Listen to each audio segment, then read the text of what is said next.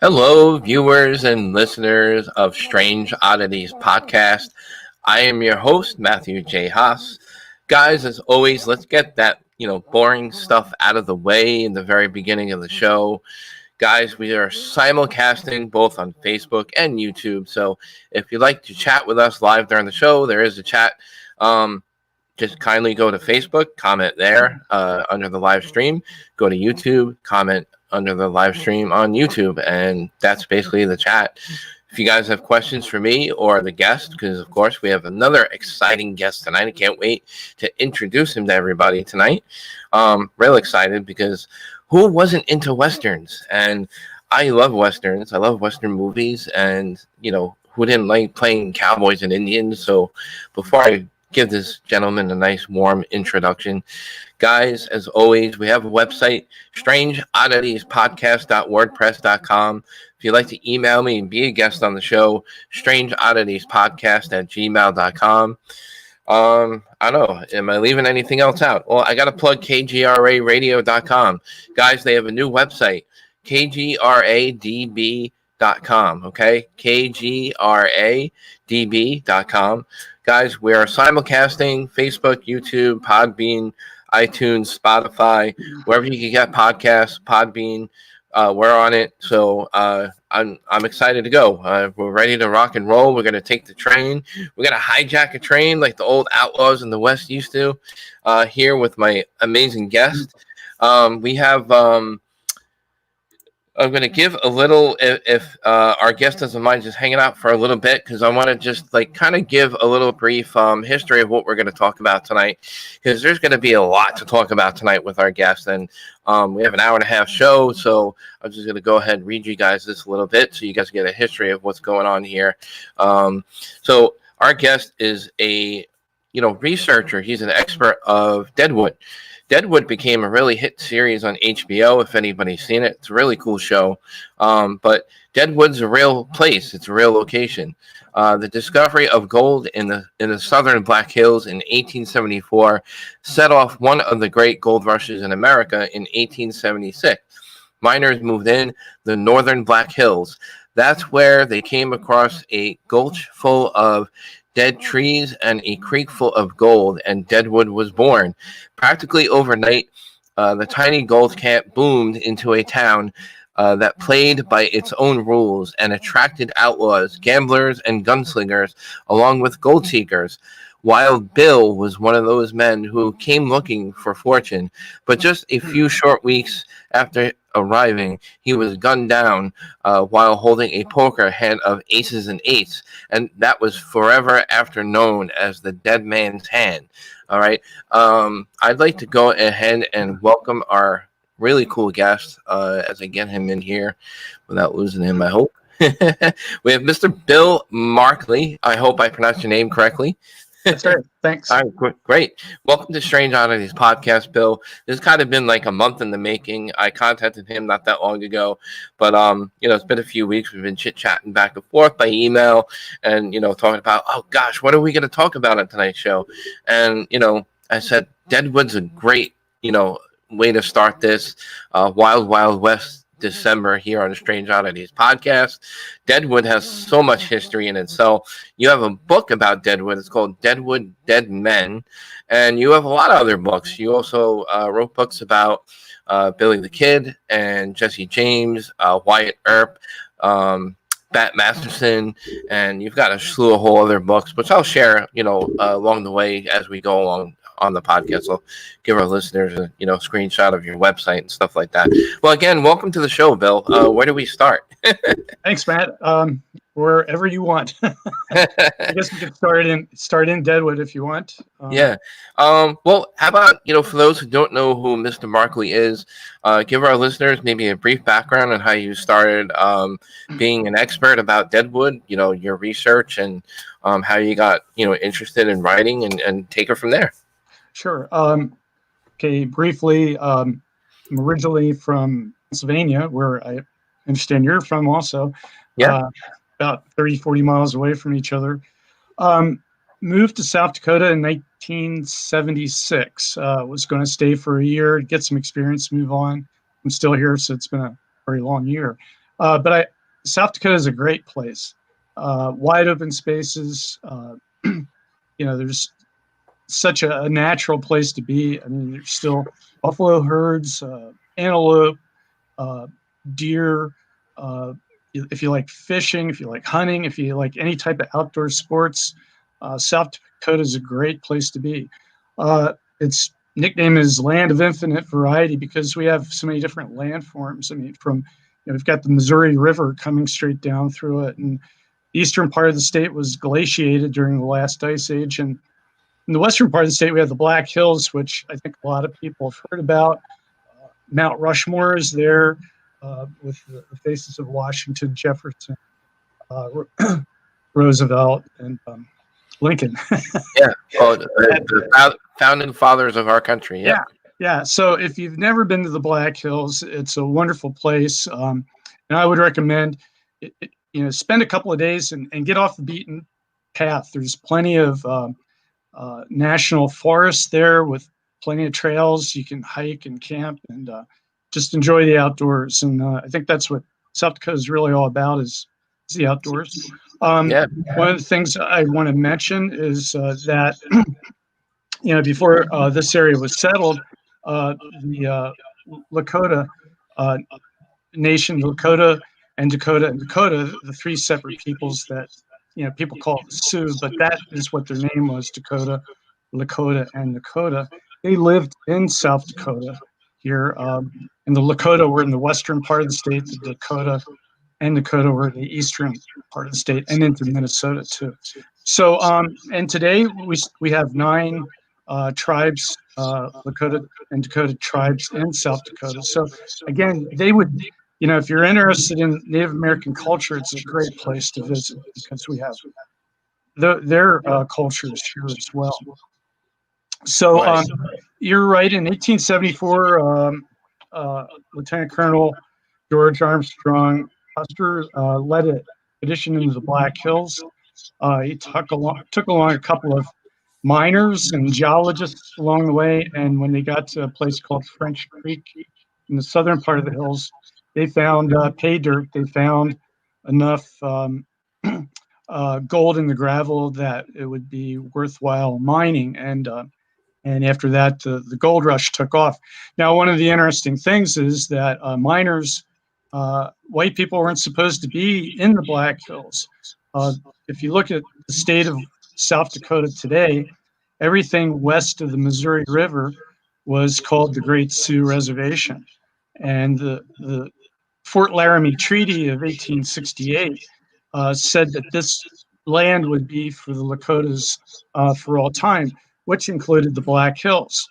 Well, Custer's expedition into the Black Hills, the premise for them going in there was he was sent in by General Sheridan, who was basically in charge of the division that this area was in at the time, to look for forts to establish. I mean, that was I guess you'll call it the excuse. But they were also supposed to look at the flora and the fauna and the geology. And you just happened to take a couple miners along, and they found the placer deposits of gold, and couldn't. The newspapers got a hold of it, and the U.S. was in a depression at the time, and everybody thought, "Hey, this is a great way to get out of the depression, start mining the hills." So the miners made a rush on the hills. At first, the military escorted them out of the hills, but after a while, President Grant and his leadership decided, publicly they would say that no one's allowed in the hills, but privately they weren't going to exclude anybody anymore. So so towns started taking off, gold camps such as Deadwood, and Deadwood became one of the central gold camps in the northern part of the Black Hills. And so by June 1876, it really took off. It was booming big time. It was the largest population in what's now South Dakota at the time was in Deadwood. And there were people from all over the world. I mean, not just the United States, but there were people from Europe and Great Britain and even China.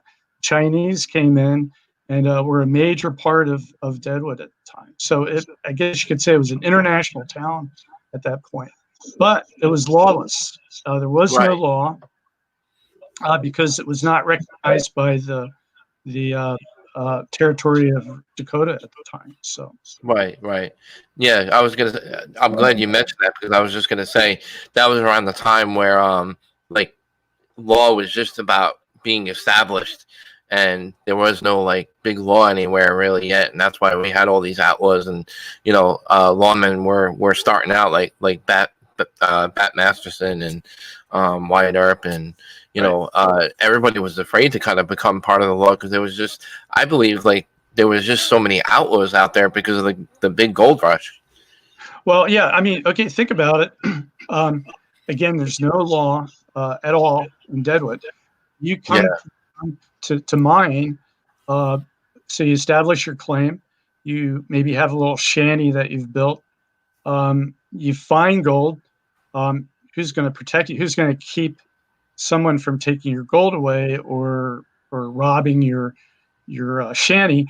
So you're going to be armed. You're going to take. You're a law unto yourself at the time. Yeah. So Right. again, there was no law, and so if you want, we can get into when Wild Bill Hickok was there and what happened to him. And Yeah, he was a big prominent figure. He's the one that pretty much I think started that whole thing. Yeah, why don't we get a little bit into about Wild Bill? What got him his Wild Bill nickname? What brought him there? And yeah, let's go there. okay, well, Wild Bill, he was a noted gunfighter at the time. Yep. Times he would work in law enforcement when he scouted for the army for a time, but he really got his start as a wagon driver for a freighting firm that can't think of I have too much information in my head. It's all I know it's all up here, and you try to really. I know it's tough.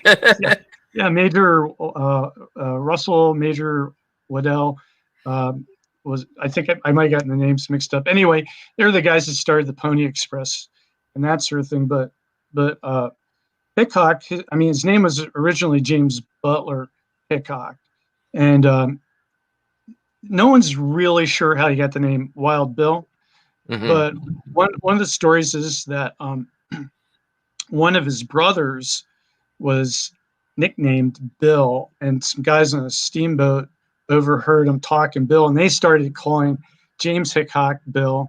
And so for a while he was starting to call Bill, and then during the Civil War, when he acted as a scout, then the moniker Wild came about, Wild Bill. Right. But his first fight happened at a place called Rock Creek Station, which was in Nebraska, which was one of the Pony Express way stations where stagecoaches would stop. And there was an altercation there. I won't get into it because it's kind of a long story. But but 3 men were killed there, and no one's really sure if Wild Bill did it or another guy because they were inside. No one really talked about it.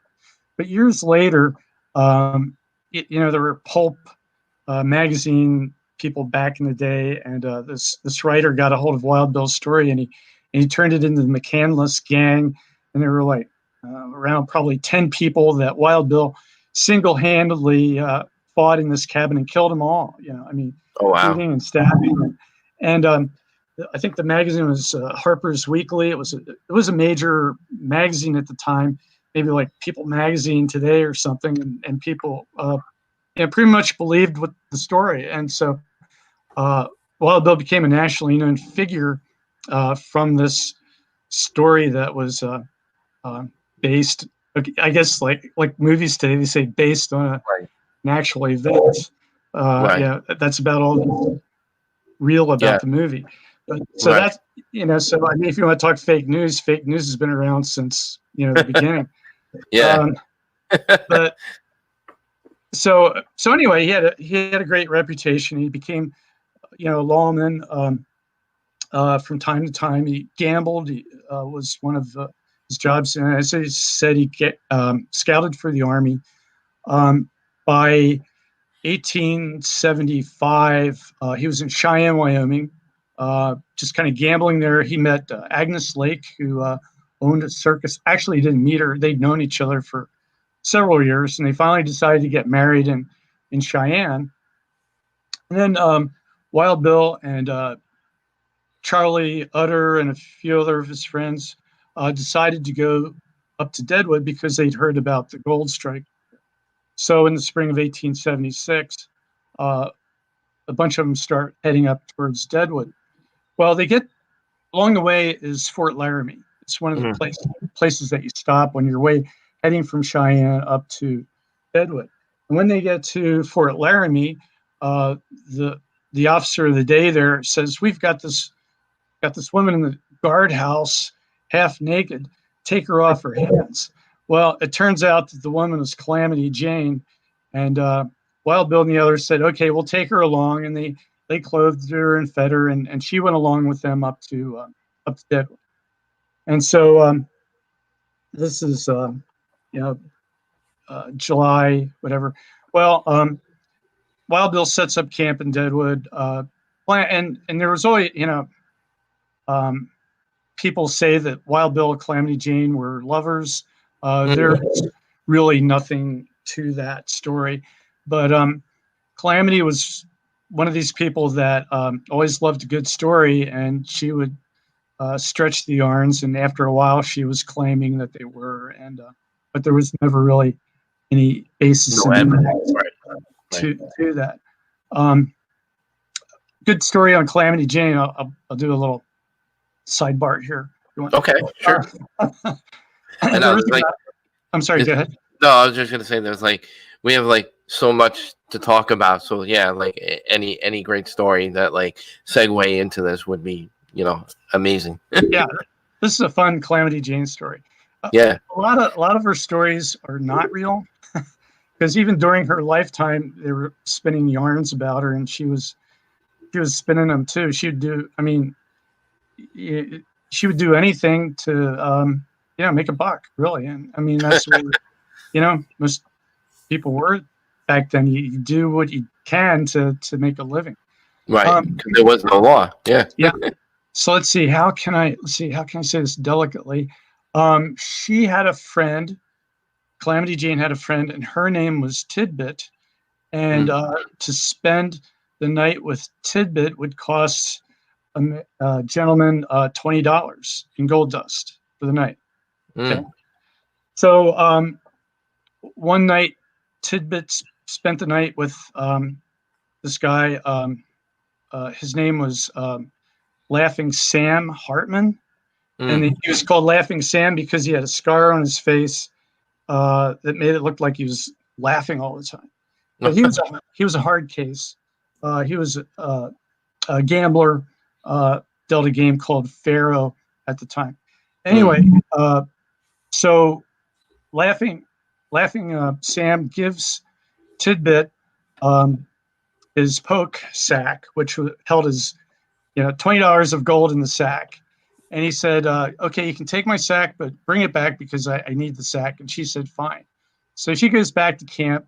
Calamity Jane's there, and she dumps the gold dust out onto a stump. And Calamity Jane looks at the gold dust, and she said, "This is not gold dust. This is copper filings." Oh no! And so he had cheated Tidbit. So Calamity Jane borrowed two 6-shooters from Steve Utter, or was it Charlie? I don't know, Steve or Charlie. Might have been Charlie. Anyway, borrowed these two guns from him. By now, everybody knows the story in camp, and they all march back into town following Calamity Jane with these two revolvers. And they walk into the joint where Laughing Sam's got his game, and she pulls both revolvers on him and tells him to cough up the $20 for Tidbit. And so he pulls out a $20 gold piece and gives it. So I thought that was kind of a fun Calamity Jane story, which was documented in someone's journal. It's a great story because you don't really hear too many of like outlaw women that are like prominent figures as far as that time period, because Right. you always hear about the famous people: Billy the Kid, Jesse James, Wyatt Earp, and all the Wild Bill and all the others. Of course, the Gold Rush country, but yeah, you'll really hardly hear of any outlaw women, and that's one of the big names of that, because she was very well known for what she did. Right. So so she was friends with Wild Bill. I mean, again, they weren't lovers, but they were friends. So later on, early August, Wild Bill, late at night, playing poker with several people. One of the guys he's playing poker with, his name was Jack Paul, and they were playing, and everybody, I talked about the poke sack of gold. Everybody would keep their poke sacks back behind the bar. The bartenders would take care of their sacks. And Hmm. McCall had made a couple of plays, and Wild Bill called him on it. He wanted to know how much money he had, and the bartender called back and said that McCall does not have enough money in his poke sack to cover the game, the bids, and everything. So Wild Bill ended it, took all of McCall's money, and McCall said, "I've got nothing. You've wiped me out." And Wild Bill gave him some coins and said, "Go buy breakfast with this." And he said, and Wild Bill was actually he was a cold character, but he's also kind. And he said, "If you need more, let me know. I'll help you out." So that was the end of it that night. Well, the next day, there was saloon number 10 was one of the saloons at the time, and Wild Bill kind of used that as his headquarters. Well, mid-afternoon, he walks into the bar. There's a poker game going on at the time, and there's one empty chair, and he they invited him to the game. Well, Wild Bill always sat with his back to the wall because from being in law enforcement and dealing with hard cases and getting in a couple of gambling scrapes, that sort of thing, and having a reputation, there's always somebody out there, that might want to just up their reputation by getting rid of Wild Bill. So he would always sit with his back to the wall. Well, this time, there was a guy that was sitting. I think his name was Charlie Rich. Was sitting with his back to the wall, and Wild Bill asked him if he could have that seat, and the guy was starting to give him the seat, but then one of the other poker players, I think it was Captain Massey, he was a steamboat captain there in Deadwood, said, "No, sit there. Nobody's going to come shoot you." And the other guys were all giving Wild Bill a hard time. So he said, "All right, yeah, I'll sit down." So he sat down on the stool. Now, I'm saying stool because that's all they had, stools. There's no chairs. So if you ever see a painting of Wild Bill sitting in a chair, it's inaccurate. And if you ever see a chair that somebody claims is the chair that he was shot in, that's not true either. Because remember, Deadwood was just starting up, and the only way to get goods to Deadwood was to bring them on wagons. And so if you think about it, chairs take up a lot of space on a wagon. And so what they would do is they would telescope, chairs together and stick them in the wagon so you could take, a lot more stools than you could chairs. So there was only one, at that time, there was only one chair in town. It was a rocking chair, and the guy wouldn't let anybody else sit in the rocking chair. So whenever you see a picture, look and see if there's a stool there or not. If you see a chair, it's not the chair. One of my favorite chairs in Deadwood was there was a restaurant years ago called the China Doll, and it was an old straight back wooden chair, the old green enamel paint on it. Somebody had taken a penknife and carved in the back of the chair. This is the only chair in Deadwood Wild Bill was not shot in. So, That's pretty cool. Yeah, that's pretty cool. Nice. Who do we know who actually shot or killed Wild Bill? Yeah, yeah. So, okay, they're there playing cards. In walks Jack McCall, the guy from the night before that Wild Bill had cleaned out. He walks up behind Wild Bill and shoots him in the back of the head, kills him. Wow. Then, it's the old cap and ball pistols, where they're caps on there. And then he tried to shoot the other guys, but it misfired. The caps were not good caps on there. And so he runs out the back door. There's a horse saddled. It's tied to the hitching post. He unties it, swings up into the saddle, but the girth on the saddle had been loosened and the saddle swings under the belly of the horse. So he didn't check the cinch for that. So his escape was messed up that way. So he starts running down the street and they capture him. They're going to hang McCall at the time. Remember, Deadwood's brand new. There's no law, no nothing. There's still trees in the middle of the street. Yeah, nobody's really laid out the streets or anything. So there's a big pine tree. They're about ready to hang him from that pine tree, and this Mexican comes running into town and on his horse full gallop, and he's holding in his hand, holding in his hand the head of an Indian that he had cut off. Oh wow! Now remember, this is Indian territory. None of these people are supposed to be there. Right. The Dakota are very angry, and they're killing anybody that they can find that shouldn't be there. Well, the store owners in town have put a bounty on Indian heads. So this Mexican had killed this Indian, chopped his head off, and came racing into town with the head to collect his reward. Well, that disrupted the whole crowd, and they all started, some of them started following the Mexican in the bars, everybody slapping each other in the back, buying drinks. Others ran out to try to go after the Indians because apparently they'd made an attack on the town's horse herd, which was kept several miles from town. Well, this let some of the people, I'd call them maybe the cooler heads in town, they said, we've got to have a trial.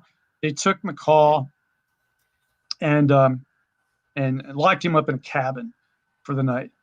And so then the next day, and again, remember, there's no law.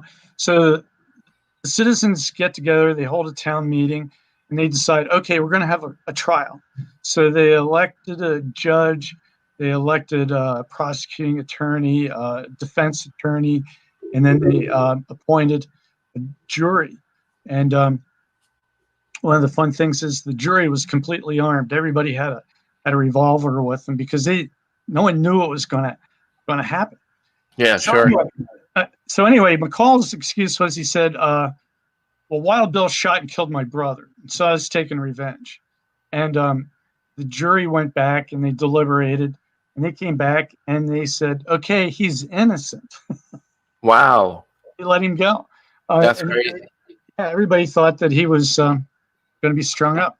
So they let him go, and he finally left town because a couple of Wild Bill's friends were angry about it. He left town. He went to Cheyenne, Wyoming, and while in the bars there, he was bragging about how he had assassinated Wild Bill and that he really didn't have a brother. and so the law enforcement nabbed him. They took him back to Yankton, Dakota Territory. Yankton was the territorial capital at the time on the Missouri River. And they held a trial there. You might say, well, it's double jeopardy, 2 trials, but the government did not recognize the trial that had been held in Deadwood because, again, illegal town, weren't supposed to be there. So they tried him again. And he said he did it. He was paid to shoot Wild Bill by a couple of the gamblers in town. One of the guys' names is Johnny Varnes, and that they paid him. It's like $300 or $400 to do the job, and so they sent a deputy marshal to to Deadwood to track down Varnes. By then, Varnes had skedaddled; he was gone. And they said, "Oh well." They came back and they said, "We got the guy that did the shooting anyway. Let's hang him." So they hung Jack McCall. I mean, after the trial. Right. One of the interesting stories is that McCall was buried in the Catholic cemetery in Yankton, unmarked grave. Well, they didn't put up a headstone or anything, but Missouri River was starting to eat away at the graveyard there, and they had to move the graveyard. So they dug up McCall's casket, wooden casket, and thought, well, let's just look inside. You know, what the heck? We'll check to see if he's there, right? This has been years later. So they open up the lid, they look in, and here they had buried McCall with the noose still around his neck. Oh wow! So they sealed it back up again and reburied the body, and again in an unmarked grave, and not really sure which grave. There's two unmarked graves in the cemetery. We're not sure which one is his. So so anyway, that's kind of a tale of Wild Bill getting assassinated. Right. Deadwood. Yeah. No, it's a great story. Just real quick, Bill, we just want to, give our chat a little hello. There's a lot of people in the chat, both on Facebook and YouTube. So just real quick, because I always want to mention our viewers and listeners, because without them, we have no podcast. What's the sense of doing a show without the listeners? So we have of course my wife, who helps moderate the chat group, so I always want to thank my lovely beautiful wife for helping out. She's in there. We have a friend of mine who's an avid listener of the show, Anthony Simonelli, Gagnac Paranormal, good friends of mine, actually Lourdes and Ron Iacovetti is there. We have also there was a couple other people in there. Tony Rathman, want to make a mention to them.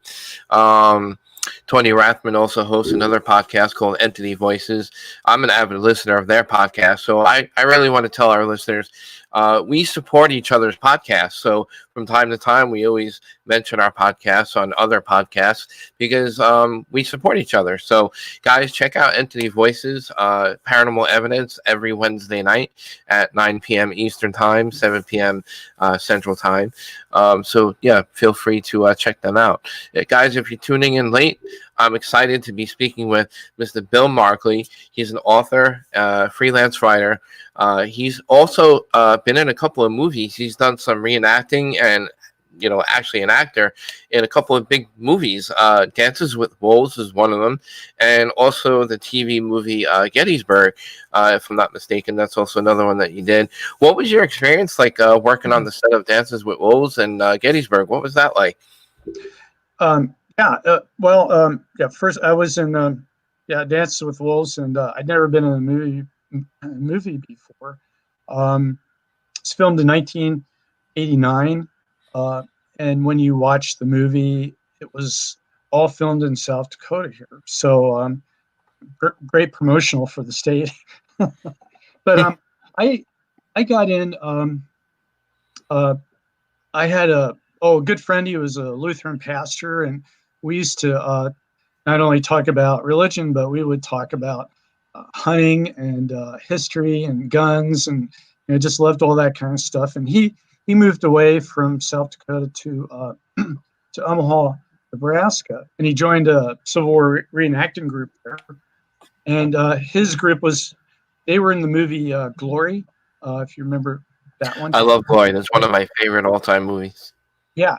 So they were in that, and then Kevin Costner was going to do the Dances with Wolves, and since he knew they were in Glory, he invited them to be in Dances with Wolves. Well, a couple of the guys couldn't make it, and my friend Terry Poole, who was a member there, he called me up and said, "Hey, you want to be in a motion picture?" I'm going, "Oh, you're just pulling my leg." And he said, "No, it wasn't." So that's how I got in. I mean,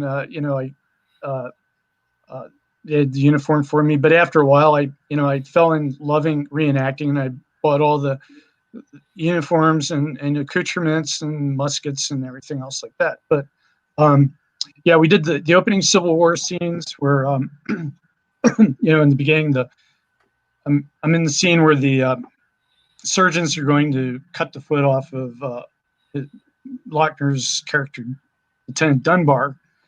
So if you go back and you look at the film, when he looks up, they leave the tent for a minute, and he looks out the tent, and you can see on the upper right-hand corner of the screen, there's two guys playing chess. I'm sitting on the left-hand side of that table playing chess, and then a guy walks up to us with a leg amputated. So that's so you're playing chess while a guy's getting his leg amputated. Exactly. Yeah.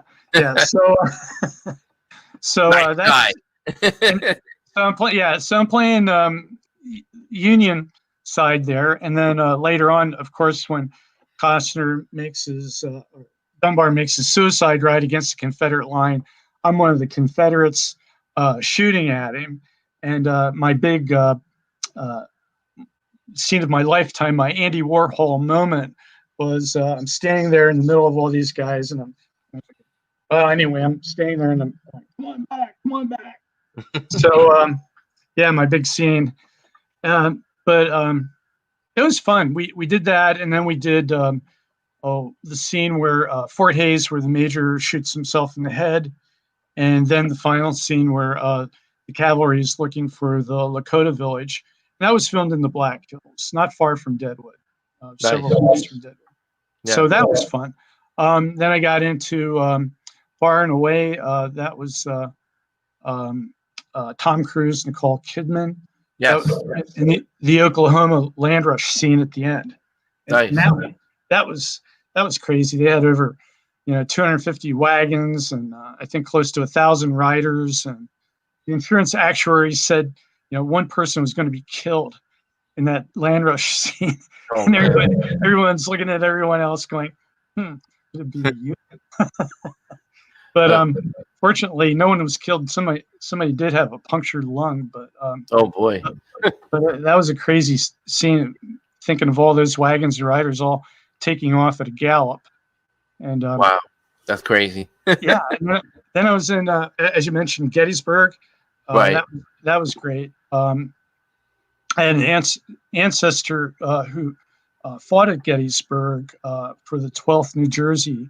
And at Pickett's Charge, where that happened. So it was quite an awesome thing for me to do that, to be in the Pickett's Charge scenes. And for a lot of reenactors, it was that way too, to be there for that. Right. And then I got. Okay. No, I'm sorry. I was going to say, does it kind of feel like a dream come true for you guys to do that?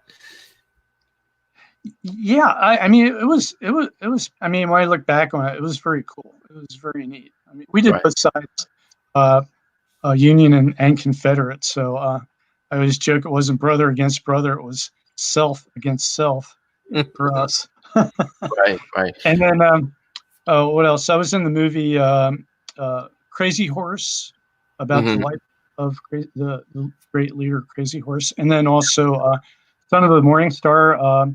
That was a TV movie. That was about the Battle of the Little Bighorn and what happened. So, yeah, they were all great adventures to be involved. Sure. Out of all those movies, would you think, in your opinion, as far as Dancing with the Wolves and Gettysburg, were they pretty close in depicting the actual scene of Gettysburg? And there's a ton of movies out there that like are good, but they don't really have it like correct, like, you know what I mean, like politically correct, right? So would you say like the one they did for Gettysburg, I hear from a lot of people enjoyed that a lot more than Glory, even though Glory was a great movie, but that was more about, of course Colonel Bradshaw and his diaries. That was more about that. But as far as the Gettysburg battle, that was like one of the biggest parts of, obviously the Civil War. And well, what's your opinion about that anyway, before I ramble on about the Civil War? I think they really tried to get it as, you can never, and you don't want to recreate how it actually was, but I think they made a good attempt of trying to do that. And I think Kevin Costner tried to do that with his movie, even though the battle scene, most everything was fictitious with the movie, but he still tried, even though it was fiction, I think he still tried to get things accurate. For instance, the farmhouse there, as I understand it, they found a picture in one of those Time Life series, Civil War books of an old beat up farmhouse. And so they recreated that there.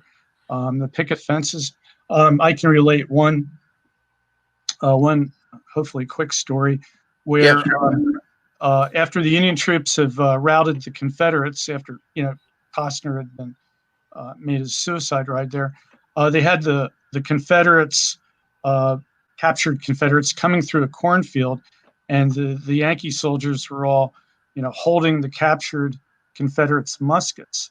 Well, one of the reenactors went to Costner and said, "Hey, that's not the way they did it in the Civil War.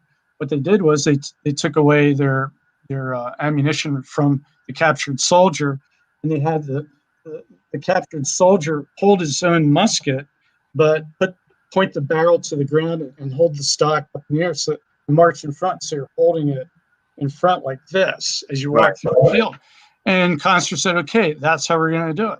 And so he listened to one of the reenactors and changed the scene. So if you go and you look at the movie, you'll see the Confederates marching through the field holding their muskets with the stock up in the air and the barrel pointed down. So yeah, I think they tried. Although somebody another time, when the movie somebody said, "Hey, they didn't do it this way," and one of the secondary people said, "We're not making a documentary, we're making a movie."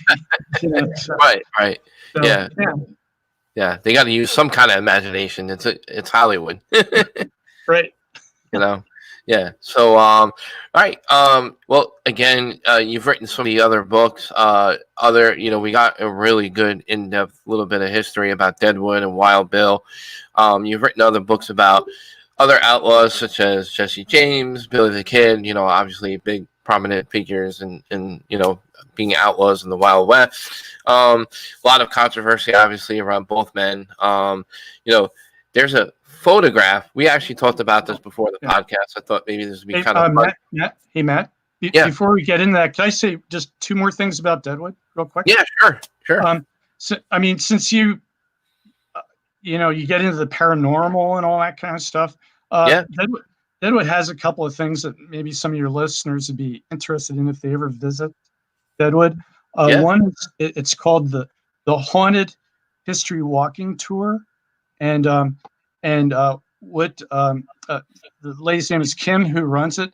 What she does is she starts at the Saloon Number 10 Old Style, and she'll take a small group of people around town and then point out the various buildings and what type of ghost sightings might have been seen in each of the building and that sort of thing. Cool. It lasts about an hour and a half. I've taken the tour. It's a lot of fun, and so maybe some of your people, if they get out that way, they might be interested in that. And they can if they go to the Deadwood tourism site, they can find the Deadwood walking tour. The other thing is there's what's called the Adams House in Deadwood, and it was built in, I believe, 1898, old Victorian house, and it had been let's see, the owners, how'd this go? The owner died, and the house was actually vacant for like 40 years, with all the stuff inside, all the furniture, all the fixings. So it's kind of like a time capsule of early 1900s. But they have it open. People can tour it. Right now, they've got evening Christmas tours going on at the house. And in October, again, for people that are like paranormal stuff or whatever, they have a paranormal tour in the evening, which I took. Wow. It was kind of fun. Yeah, definitely. No, I mean, I'm not really into that kind of stuff, but it was yeah, fun to do. So yeah, no, I can't imagine how haunted Deadwood probably is with all the history it has, just from, Native American history, alone, the land around everything there, and then plus, the history of Deadwood itself, right. that, and all and the gold rush, the mine, all that stuff. So like I can't imagine how many layers of a haunting is there. And yeah, I have friends that are over that way, so I'm sure they would love to visit there. And one final tour that they just opened up, which is kind of fun, I guess. When you mentioned all those various industries, there was another industry, prostitution, in the town, and they now have opened up a brothel tour. So Wow. if anybody's interested in that, but it's a fun history. I haven't taken it yet, but it's a fun historic tour. Yeah, sure. Yeah, prostitution was going on in Deadwood up into the 1980s. So and they finally shut it down. Oh wow, wow, yeah, can't believe it went on for that long. So sorry about that. Breaking in there. Okay. But, back to your photograph, I guess. Yeah, no.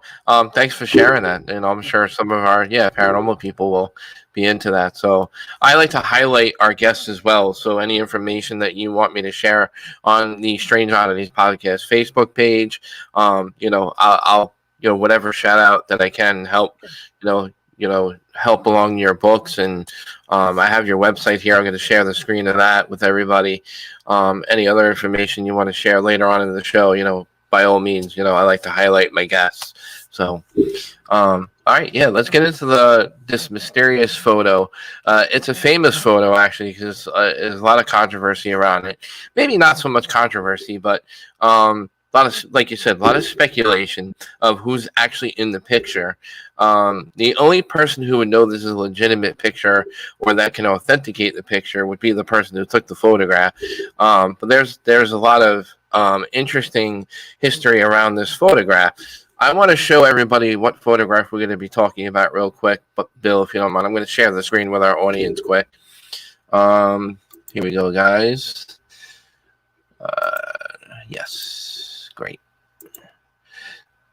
This is, guys, if you can see this photo here on the screen, hopefully. Let me know if you can't see it. All right, so we have Bill. I gave you the photo by email, so hopefully you examined it. I think you know the photo pretty good. There's two gentlemen on the left, two gentlemen on the right. There's one that is the third. Well, I would have to say the gentleman on the left and the one on the far right look older, and one of them looks younger. I'm going to say, is it possible? I can't say for sure. I don't have the evidence in front of me, but there's the claim that Billy the Kid was with Jesse James, and there's a lot of rumors that he was with Doc Holliday and Charlie. Yeah, there you go. So, what's your thoughts on that photograph, Bill? It's a fun photograph, like you said. Here we go. I got you back. I don't know. What's your thoughts on it? It's a nice photograph. Yeah. Sorry, but I don't think it's them. Right. The owner, whoever owns that photograph, would have to come forth and give the provenance on, where it's from, how they got it, who the characters are. To me, it's just four young men. I mean, holy cow, there's tons of old photographs out there. I mean, if just Google Billy the Kid photograph, and all kinds of crazy photographs come up. So, gotta say no, I don't believe it. If somebody would give me documented proof, again, or the photo, who passed on the photograph all the way through, and where it was taken and how, and that sort of thing. But even so, just looking at it, one of those is supposed to be Jesse James. He's 12 years older than Billy the Kid. He's going to look a lot older than those guys. Yeah. Now, if you want to get into the realm of, again, there's really only one documented photo of Billy the Kid, And that's a little tintype I think everybody's probably seen, where he's standing there holding his Winchester and got Right. a goofball looking hat on. And And he's got a smirk on his face, and he's like, kind of, yeah. yeah, yeah. The thing is, it's probably done by an itinerant photographer that came through town at the time. It was a type of, I forget what they're called. If you buy my book, it's in there. But it's a type of photograph where there's actually 4 lenses, and there were 4 photos taken at the same time. And then what you do is you get that photo with the 4 pictures on it, and then just like today, what people do is you cut it up so that you have 4 photos, basically the same image, and then you can keep one and give the others to your friends.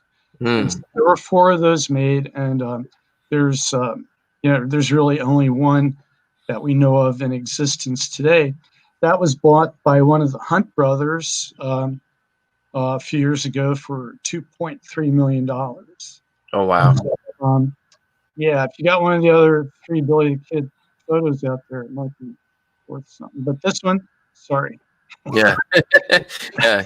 Well, guys, yeah, no, I just want to say I'm sorry to disappoint the listeners and viewers about the photo, but yeah, there's more than one person out there that also has the same opinion about the photograph as well. Just because the time period itself just don't add up as far as them being together. Well, there is the possibility that Billy the Kid and Jesse James met, and that was in 1879 in Las Vegas, New Mexico. Las Vegas, which is different than the other Las Vegas that everybody talks about. But Las Vegas, New Mexico at the time, was the railroad had come to Las Vegas. It was kind of a tourist attraction because they had hot springs there outside town that people would go to and bathe in. Jesse James had 2 gunshot wounds, during the Civil War into his chest.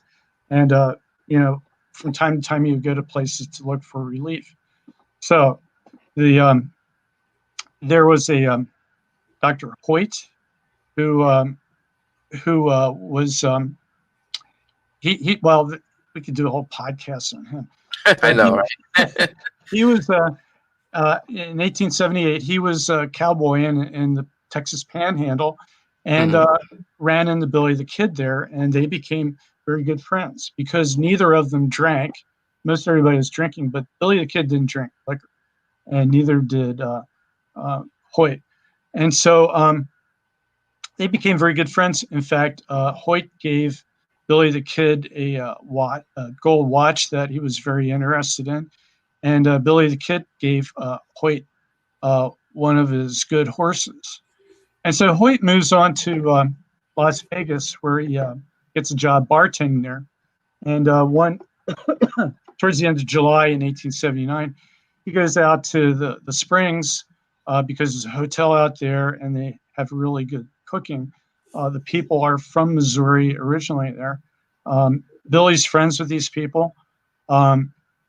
They have a guest who is there, and they introduce Billy the guest, and lo and behold, it's Jesse James, going by his alias, which was Howard at the time. He always went by Howard. So so Hoyt goes out there, and he sees to eat at the Springs at the hotel, and he sees Billy sitting at the table with a couple other guys, and there's one empty chair, and Hoyt sits down, and Billy introduces him to his good friend Mr. Howard. Well, they just have a pleasant conversation, and afterwards, Billy and the doctor are together, and Billy says, "Hey, you know who that is? You can't tell anybody, but that's Jesse James." That's funny. So he goes back in, and he gives evidence that Jesse was missing the middle finger of his left hand and some other things, and so it could have been. Hoyt is a reputable character. He became a U.S. Army surgeon during the insurrection over in the Philippines. he was high up in the medical community in St. Paul, Minnesota. So, Yeah. I kind of believe it probably, stranger things have happened, to have a chance meeting like that. Billy said that Jesse had invited him to be a part of his gang because he was recruiting at the time.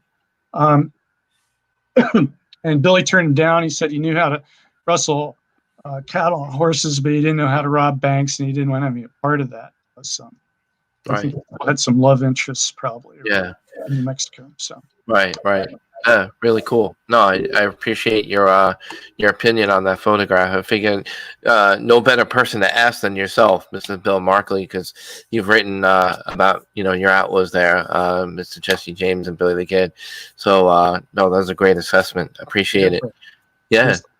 Where's the? Yeah, there you go. Oh, there you go. Yeah. Yep. I want to share another screen for everybody of some of the books that you have written. Right. So I'm going to go ahead and do that right now. Guys, if you are interested in reading any of Bill Markley's books, you can check them out here. Make sure I got the right one selected. Here you go, guys. Like you said, you have the one about the showdown. You got Wyatt Earp, Bat Masterson, about the greatest lawmen in the West, which ties into the series also about Billy the Kid, Jesse the James, greatest outlaws of the legendary West. Deadwood, Deadmen. Going back to Deadwood, Deadmen, one of the questions that I forgot to ask you early on. What's your thought about the HBO TV series that they came out with about Deadwood? Was there any accuracy as far as HBO's TV series Deadwood? Well, first off, my book Deadwood Deadmen, it's a historical novel. Everything else is nonfiction, but that's historical novel. But when I wrote it, I went back, I read newspapers, I read journals, because I wanted to make sure that I had all my facts straight, even though it was a novel. Okay, that being said, the series Deadwood, fiction. They play fast and loose with everything. Right. In fact, we went and got an HBO subscription. And when it came out, we went out and got the HBO subscription or whatever, just so we could watch it. And I was horrified with how they had played so horrible with the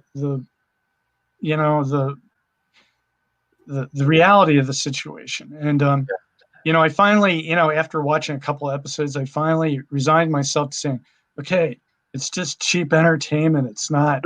This is, not history. Right. It's kind of the same way how we feel about paranormal TV shows in a way. Sure. For instance, the way they portrayed the Chinese in there was horrible. It was not that way at the time. In fact, I wrote an article for True West magazine debunking how horrible they had treated the Chinese in that series, and what the real history of the Chinese was in Deadwood. And one of the cool things that came out of it for me was I made some really good friends with descendants from some of the early Chinese pioneers. There's no people in Deadwood now that are Chinese that originally came from there. And most of them moved to California. But yeah, I made some great friends. It just debunking the stupid stuff they had on TV there. Because Deadwood, have you been to Deadwood, Matt? I don't know. No, I haven't yet. It's on my bucket list, though. Deadwood, it's in a gulch. I mean, it's just a real narrow valley, and it's real long. And basically everybody is thrown together there. And so, your neighbor might be Chinese, your neighbor might be black. There are a lot of blacks in Deadwood. There was a lot of Jewish people in Deadwood. Like I said, it was an international type town. And in fact, there was a book written on Deadwood called Ethnic Oasis, because there were so many people and cultures thrown together.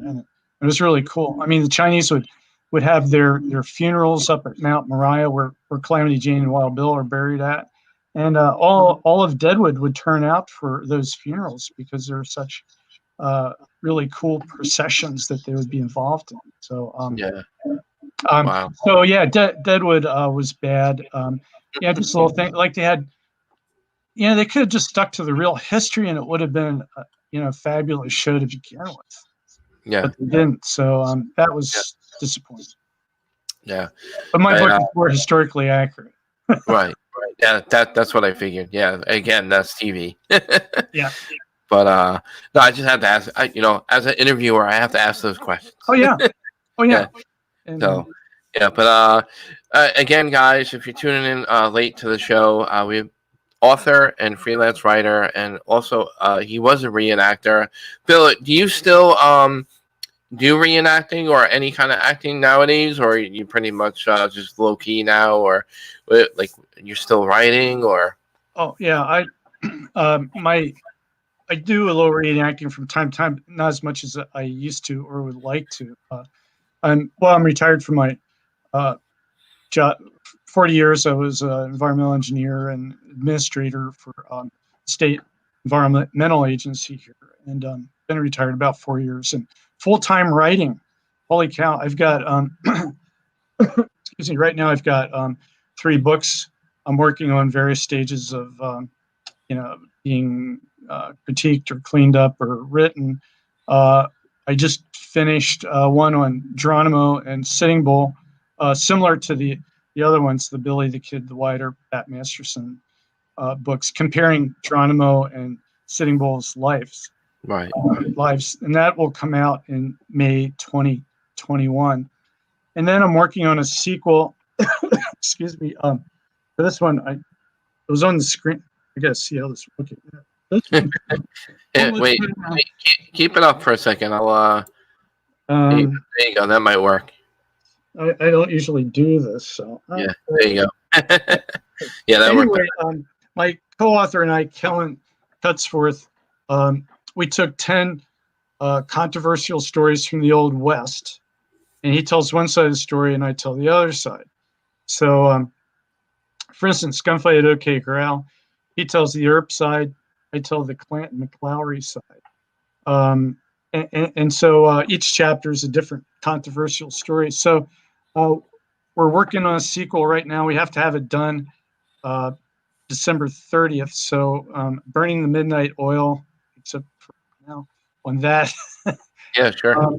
And so we'll take 10 more controversial stories. Well, for instance, the Lost Dutchman mine, was it real or was it fake? That might be a good topic for the show.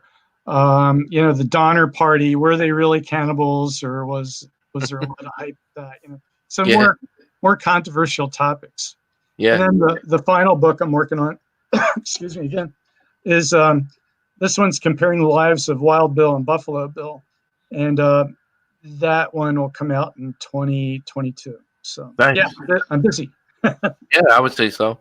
But getting back to Billy the Kid real quick, what's your thoughts on Brushy Bill Roberts? I know there's a lot of controversy around him, claiming that, and again, Billy the Kid was a very famous person, very famous outlaw, so there was a lot of people who wanted to be Billy the Kid.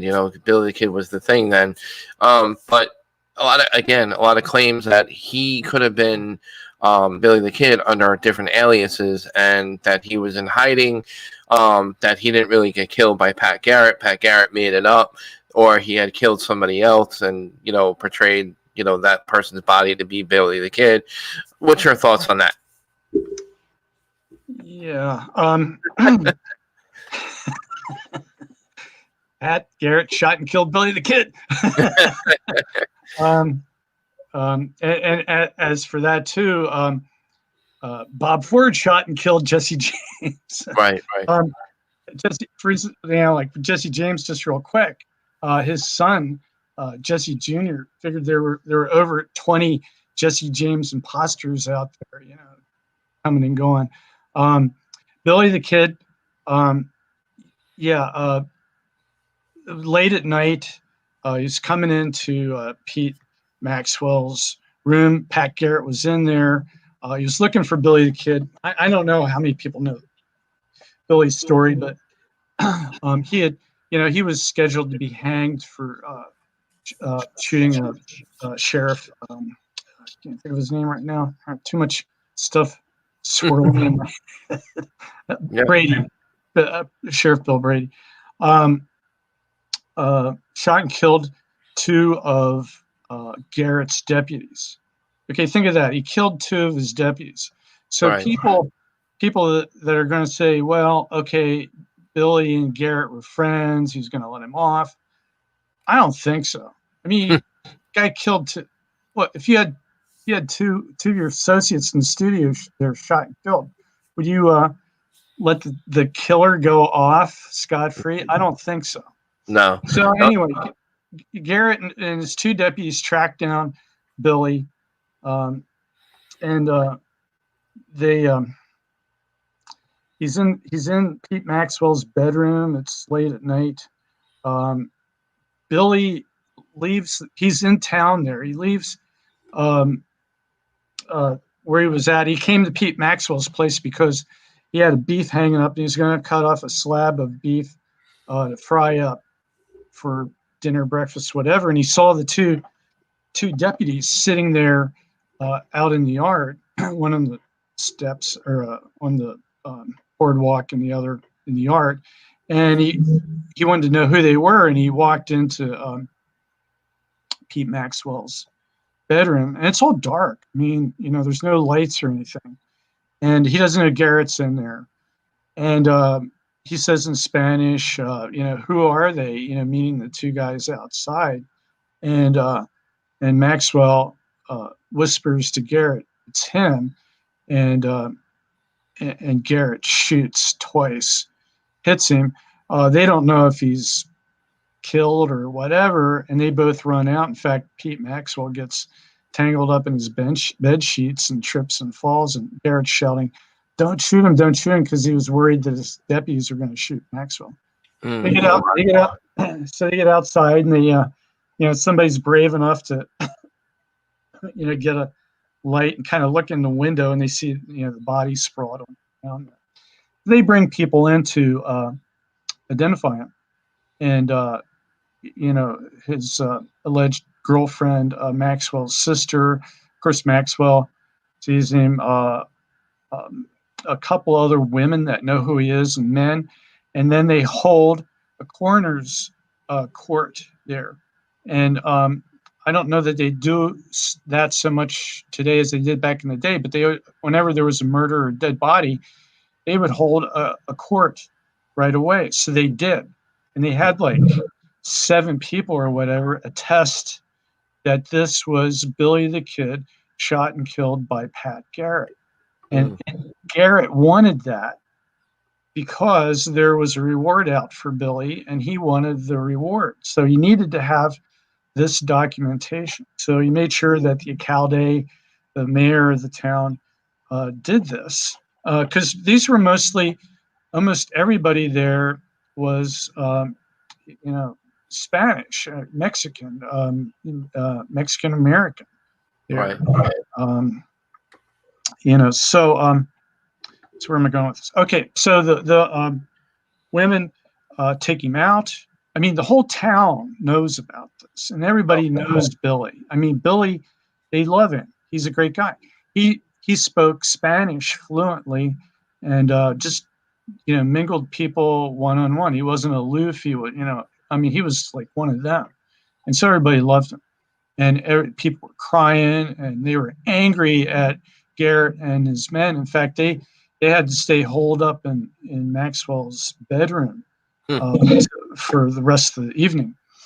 So anyway, Billy's buried there, and there was never anybody at the time that said, "Oh no, this isn't Billy," or anything else like that. So let's just say it was somebody else other than Billy, and that Brushy Bill did. What for your folks that don't know this, there's I can't think of what his name is right now without spending time I've got the books, but I don't want to take your time. No, it's okay. Through the books. But anyway, the guy that became his nickname was Brushy Bill turns up down in Texas and claims that he's Billy the Kid. He was tracked down by somebody else who had heard rumors that he was Billy the Kid, and he sat down. He was an attorney, I think, or something, or a lawyer. Yeah, he was a whatever you call an assistant for attorney. Anyway, that's paralegal or whatever. Anyway, and he had a fascination with the Old West, and so anyway, he sat down and he taped stuff, and whether he believed it or not, he started promoting Brushy Bill to the extent that they went. They had a meeting with the governor of New Mexico to try to get a pardon for Brushy Bill. He's an old guy now. This is like early 50s, so 1850s that all this is going on. Well, there were some key things asked of Brushy Bill that he couldn't remember, and he couldn't speak Spanish that well, and didn't have Billy's buck teeth, and so there's everything that said it's not Brushy Bill. Then the people that really believe it's Brushy Bill has a comeback for that. So, but I really believe that Garrett did kill Billy the Kid. Me, I think the other thing is people say, well, why didn't they take a picture of the dead body? They took a picture of Jesse James. They take pictures of everything. Well, you have to remember that this little village that he was in, that's what it was. All right, maybe they had a saloon. That's about it. A store. That's about it. There's no photographer there. Nobody had a camera. You had these itinerant photographers come around. No picture. Nothing. You got to get in the ground, or things are going to start going bad quick. So at the time, it wasn't, the hoaxes weren't that Billy the Kid was still alive. The hoaxes were, I've got Billy the Kid's skeleton, or I've got Billy the Kid's trigger finger. And if you go and you read Garrett's book on Billy the Kid, at the end he's saying, no, Dr. So-and-so doesn't have Billy the Kid's skeleton, and this guy right here doesn't have the bones from his trigger finger. I know, because I know that he's buried in the ground at Fort Sumner there. So wow. And then to me, the clincher is, how many people do you know that can keep a secret? Isn't human nature? I gotta tell at least somebody. Human nature, that whole town would have had to have kept a secret. Don't you think there'd been at least one person in town that said, you know what, Billy wasn't Billy, he got away on his horse. So Pat Garrett killed Billy the Kid, and he's buried there somewhere. Because the graveyard's been flooded and things have been knocked around, and when you go visit the gravesite, which I've done, you don't really know if his bones are down under there or not, because things have changed over the years. People took target practice at his wooden headstone early on, and things got knocked down by cattle and everything. So it would be interesting. Like this probably sounds morbid or whatever, but like to get the order or okay to actually exhume his body, just to kind of have the evidence after all these years, and really be sure that's what really happened, even though this was many years ago and nobody really cares at this point, but people care. It would be interesting for Billy the Kid fans, or at least to have Pat Garrett's story more authentic, you know what I mean? No, people, I know that there's been I don't know the particulars, but there have been movements afoot to do excavations and that sort of thing. And Billy was buried along with two of his pals right there. So how do you know you're going to get the right bones to do the DNA? I guess you got to probably do DNA samples of everything that you can get Right. lift DNA from if you can do that. Yeah. I can't remember if they have DNA from, his mother or something else like that, or, I don't know that they've done DNA of Rushy Bill, and so you start digging in it. There's a lot of controversy, and certain people don't want things to happen either. So, Right. but I don't know all the particulars and all that. Yeah. Now with Jesse James, they dug him up and did the DNA testing. Oh wow. And that and matched that against some of his descendants, because there's a lot of people. I mean, there's a lot of Jesse James stories out there too. Oh yeah. And people are, claiming this or that, but those were pretty definitive tests that were done. I think it was back in the 90s when Jesse James on the bones and the DNA they were able to extract that about pretty substantial. Although you'll find the people out there debunk that too. There's always somebody that, which makes it fun, I mean, that you can have two sides. Yeah. No, there's always going to be a skeptic. That's good. Yeah. I mean, healthy skepticism is good. I mean, Right. You need that. It balances things out. Right. As long as it's constructive and positive. But Right. yeah, but it helps.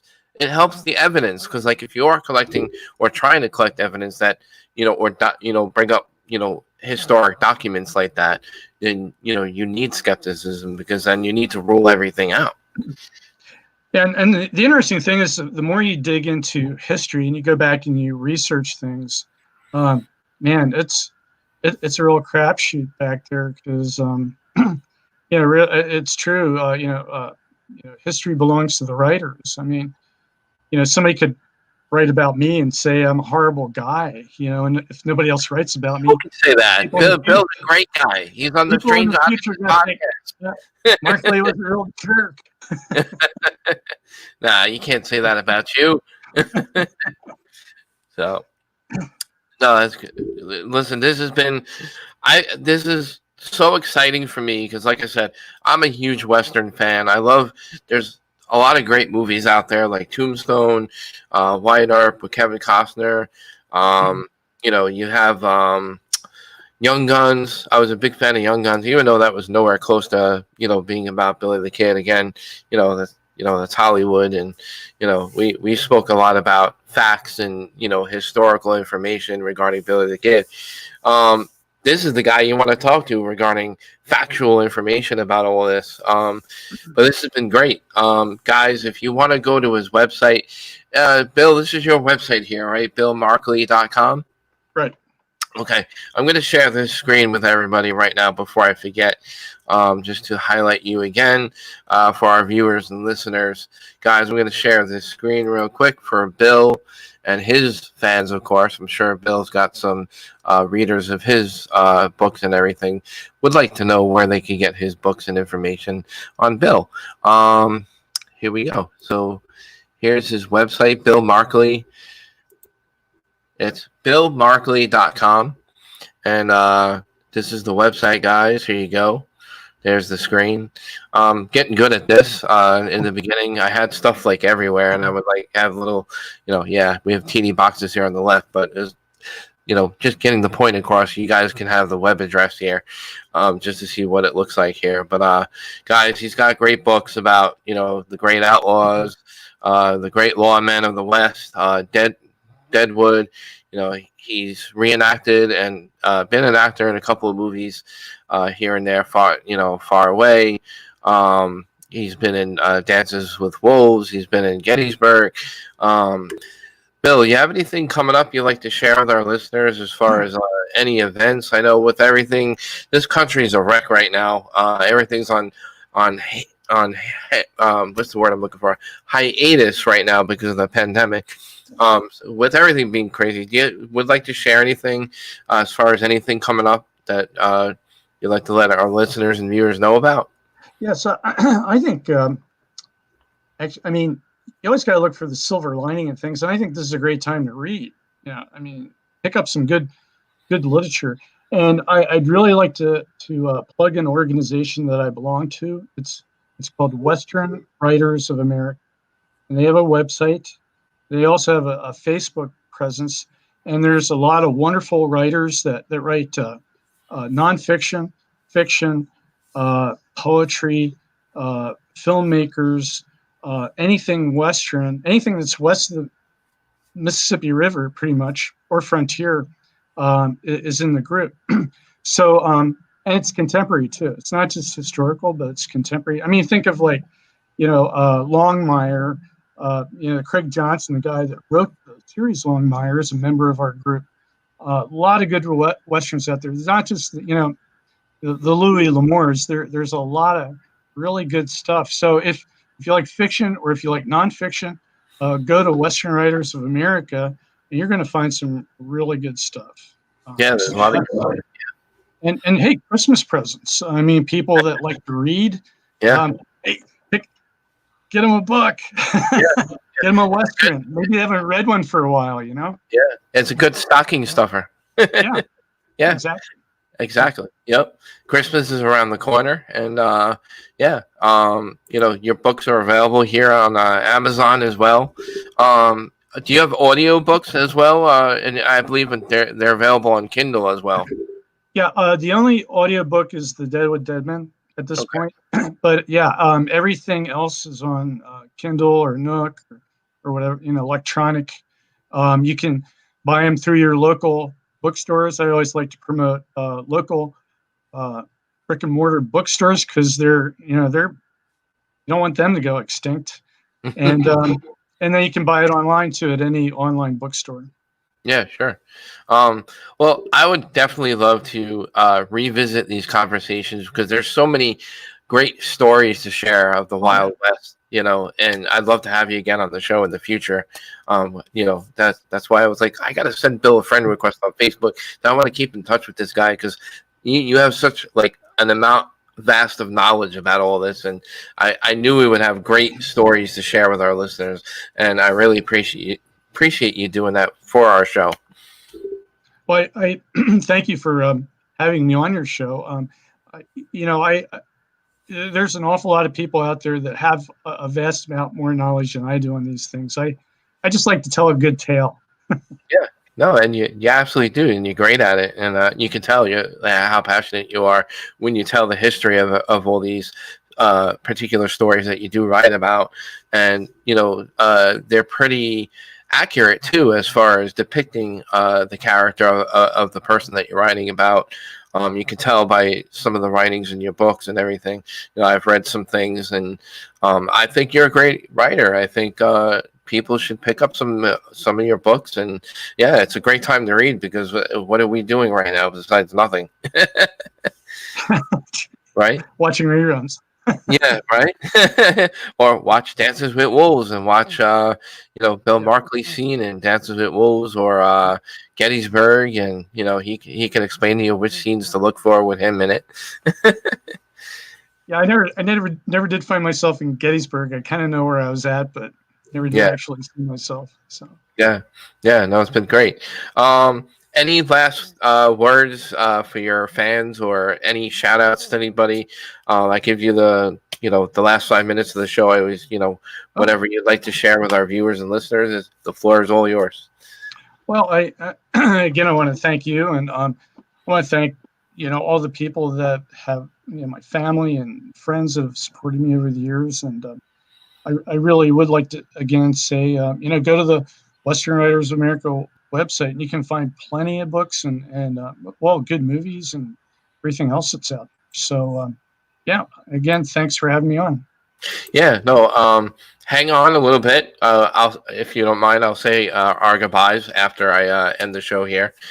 Just stay online with me here. Don't close out anything, and we'll talk after the show. And guys, so Bill, thanks again for being on Strange Oddities Podcast. Yeah, I'm going to make my announcements here, so I don't want to bore you with all that stuff. I'm going to go in solo mode here. Guys, I hope you enjoyed Mr. Bill Markley, author, freelance writer. Again, go to billmarkley.com. Get all his great information there. I'll be sharing it on Facebook as well, so they'll have all that there.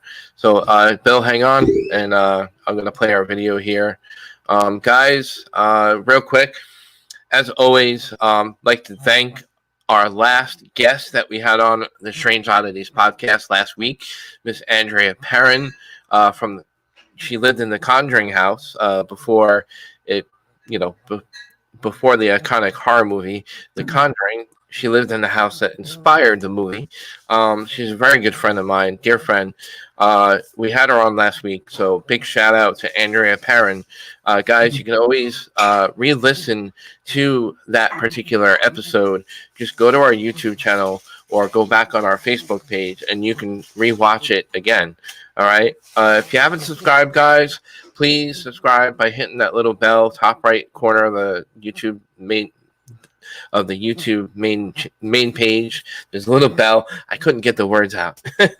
Anyway, guys, I'm excited. Next week, I have the great nephew of Butch Cassidy himself, Bill Benetson, is going to be here next week, December 17th, 8 p.m. Eastern Time. I'm going to get all the details throughout the week when Bill will be on the Strange Oddities podcast. This is Wild West December. It's been a lot of fun. Guys, as always, I welcome feedback of the podcast if you guys can. I have a poll when I put questions up on the Facebook page. I'd like to know how the quality of the show is from our listener. So please, if you could take just a few moments of your time, let me know how everything is and going. I think that's about it. Once again, I always like to do this at the end of the show. I want to thank all the EMTs, the doctors, the nurses, all the essential workers, all the PD and the officers, the firemen, the men and women that serve our country. They all need our support right now with all the chaos going on. I want to thank the men and women who serve our country. God bless all of you, and my prayers to everybody. And I want to wish everybody a great night as I play our video here. Catch us next week. Bill Benetson, the great nephew of Butch Cassidy himself, is going to be on Strange Oddities podcast next week.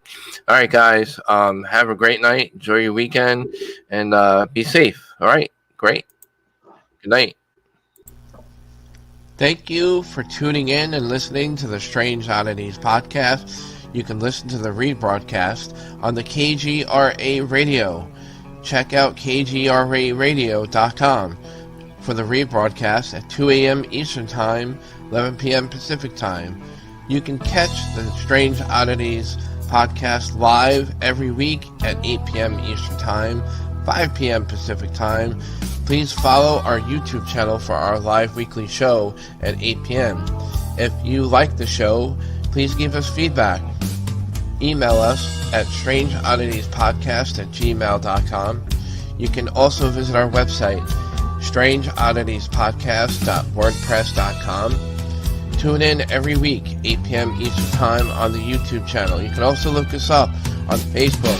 We have a Facebook page where all the news and information about upcoming guests and anything Strange Oddities Podcast is doing. Go to our Facebook page, give us a like, and give us a shout. Thanks a lot for tuning in. And again, thanks again for the KGRA for rebroadcasting the Strange Oddities